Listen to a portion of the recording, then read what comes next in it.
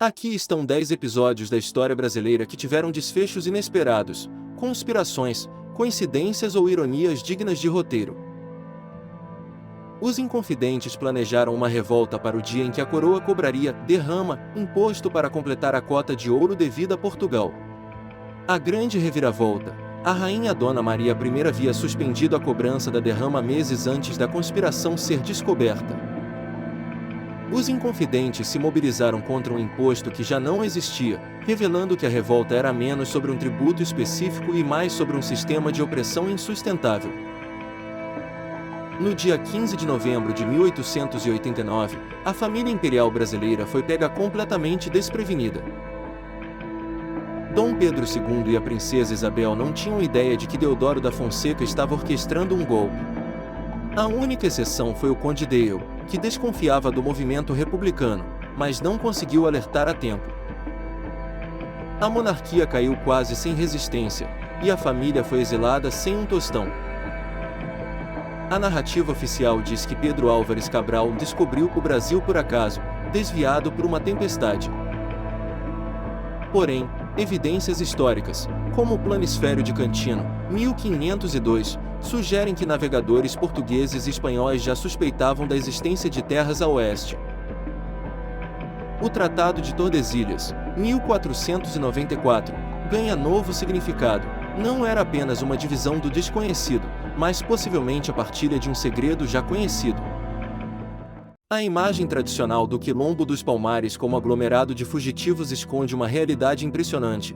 Era uma confederação de mucambos que funcionava como um estado autônomo, com até 30 mil habitantes, agricultura, metalurgia, comércio e sistema de defesa sofisticado.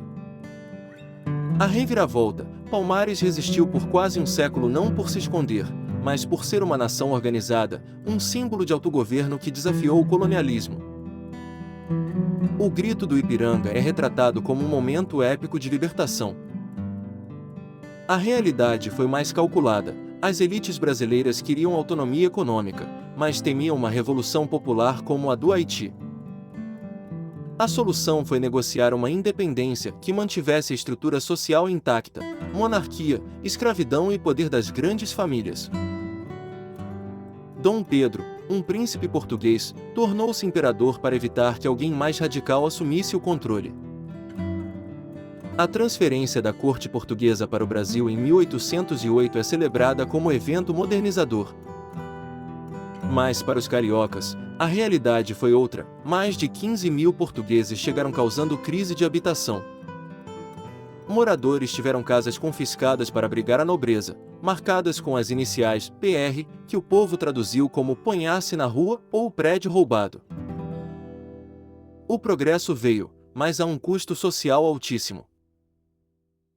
O Brasil saiu vitorioso da maior guerra da América do Sul, mas a reviravolta histórica foi que o conflito esgotou as finanças do Império, fortaleceu os militares e acelerou o debate sobre a abolição.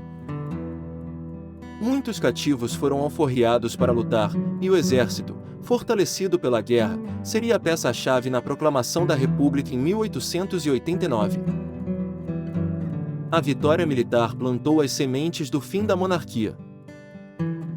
O 13 de maio de 1888 é celebrado como o fim da escravidão.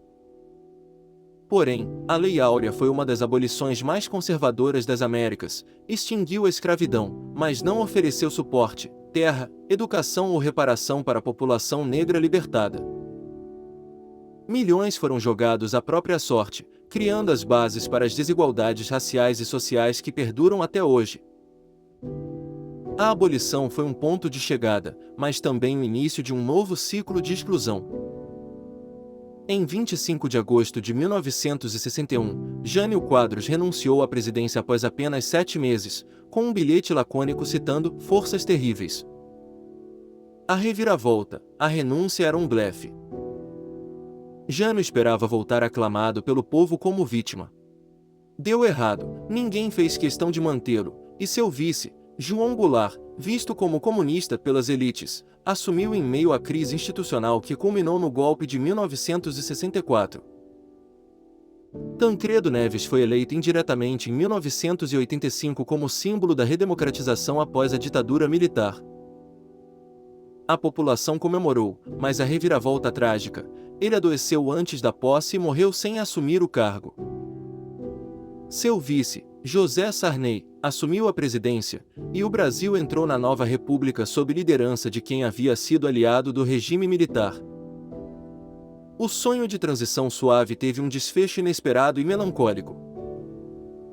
Muitos dos momentos decisivos do Brasil não seguiram roteiros heróicos. Foram marcados por ambiguidades, interesses de elite, coincidências e consequências não previstas.